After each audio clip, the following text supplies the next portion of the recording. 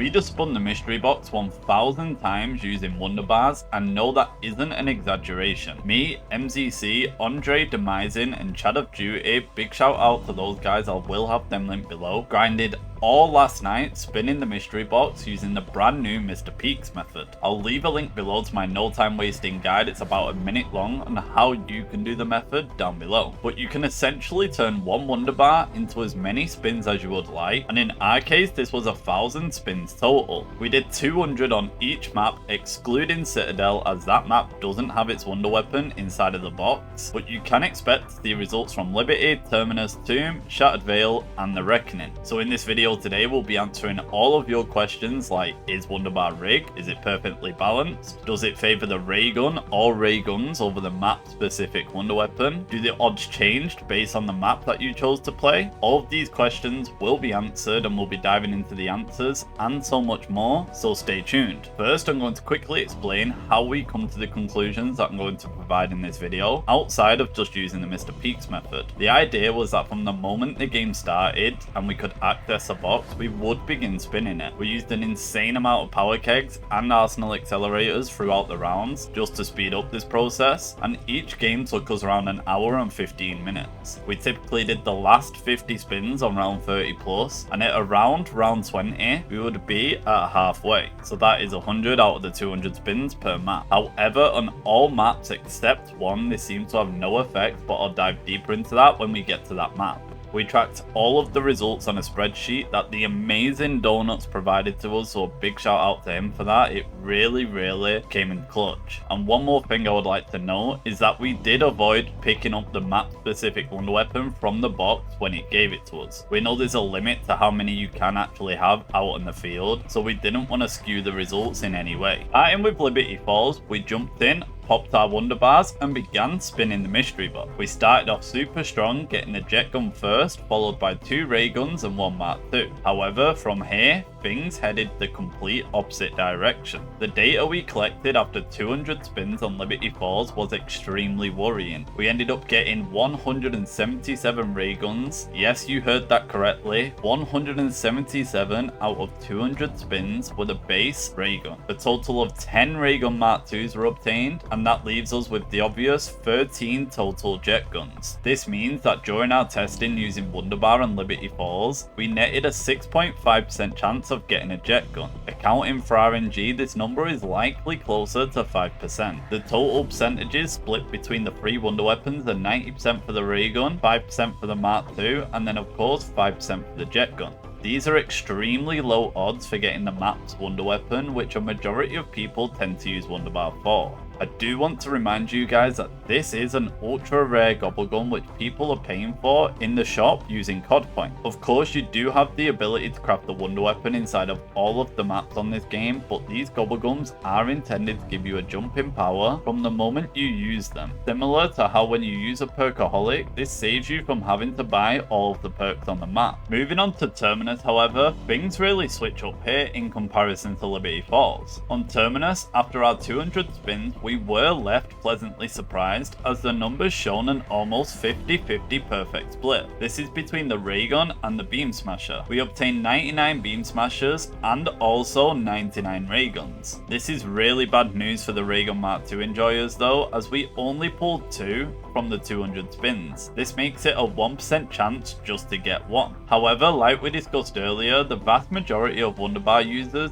are using this gobble gun with the goal in mind to skip the build process of the map's wonder weapon, and on Terminus this seems to be a completely viable option using Wonderbar. If Treyarch are manually setting these odds and there isn't a bug in the system in regards to Liberty Falls, this could suggest that they wanted to give players a higher chance at the ability to skip the wonder weapon build process on Terminus and not so much on Liberty. This could be due to the fact that the build process on Terminus is much longer and potentially harder depending on the player, with the addition of puzzles in comparison to Liberty Falls' 3 small challenges. It does make for a really interesting conversation as the two launch maps are essentially polar opposites in terms of gameplay, even right down to the odds of the Wonderbar Gobblegun. However, without any official confirmation or comment, this is all theory, but one that I think makes complete sense. I do want to add though that I still believe the fundamentals of the way the Wonderbar Gobblegun works is completely wrong, but we will get into that a little bit more later. But at least with the way it works currently on Terminus, it's not actively working against you or out of your favour, as long as you're not looking for the Raygun Mark II at least. Leaving Terminus and moving on to the tomb, things get really interesting. In my intro I alluded to one of the maps seemingly changing its Wonderbar odds depending on the round that you spin the box on, and that map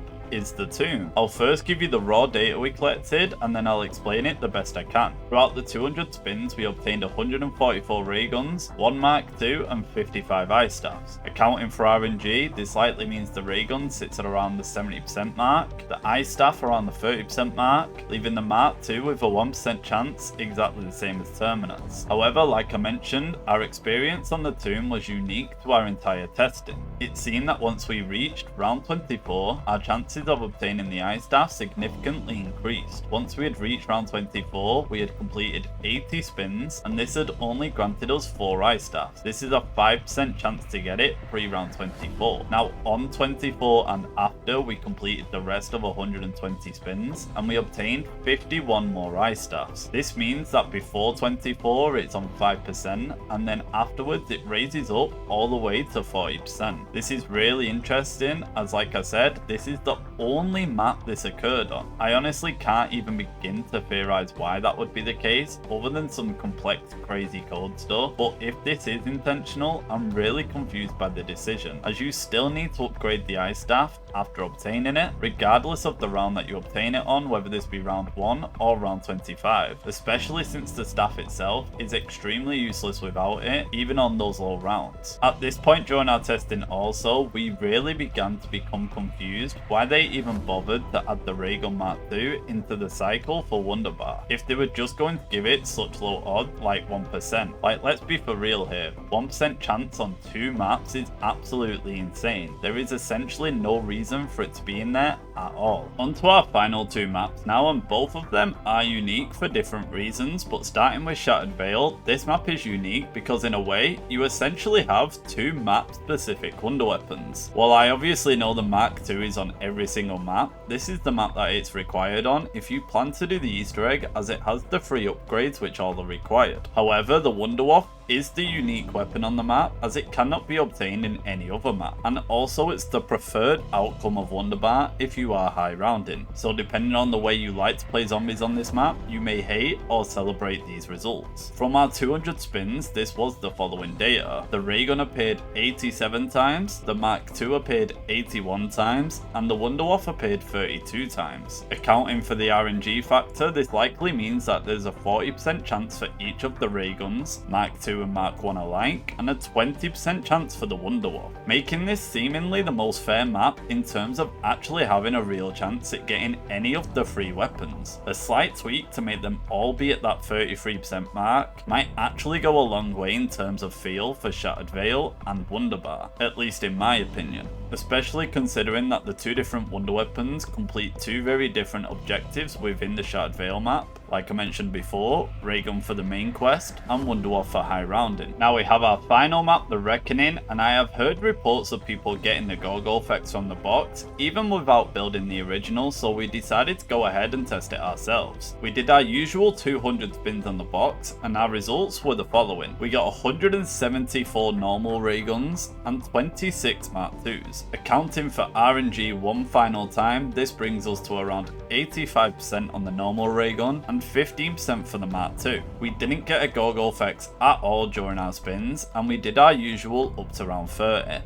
Honestly, unless you're a big Raygun enjoyer on this map, there's seemingly no reason to run a Wonderbar at all. I really did enjoy this change of pace though with the Reckoning, similar to how it was in Citadel where you couldn't just skip the build process, and it made for a really enjoyable hunt. I personally wouldn't be opposed if they continued to do this in the future, and I also wouldn't be opposed if in the future update like Reloaded, they eventually added the Gorgofex to the box, making for a slight shake-up. Also, before anyone comments, yes, we are aware that the Gorgofex does get added to the box post-build, but at that point, what is really the point? So let's now finally conclude all of our findings. Interestingly enough, depending upon the map, the Wonderbar seems to have different behavioural patterns. For example, Liberty Falls is extremely reluctant to give you the jet gun and the Mark II from Wonderbar, leaving you with only a 5% chance of getting either of them. Terminus seems to be the most fair out of any map for getting you the map's wonder weapon, which is the Beam Smasher, at a staggering 50% coin flip. The Tomb is a mix of both of the maps before it, being extremely harsh in the early rounds and then more lenient once you hit that round 24 mark.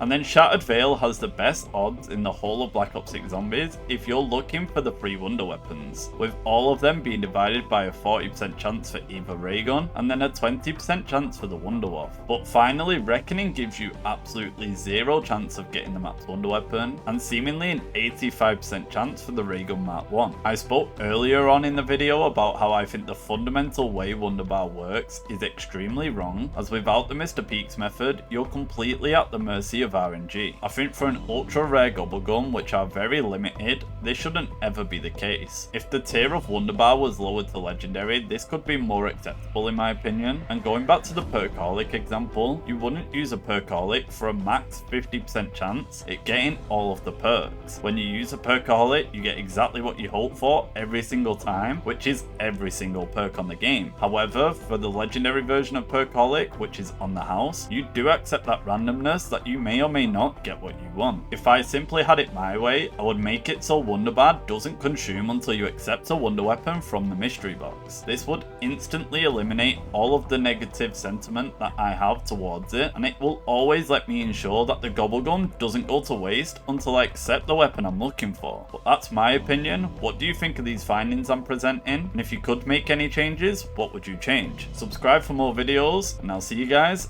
in the next one.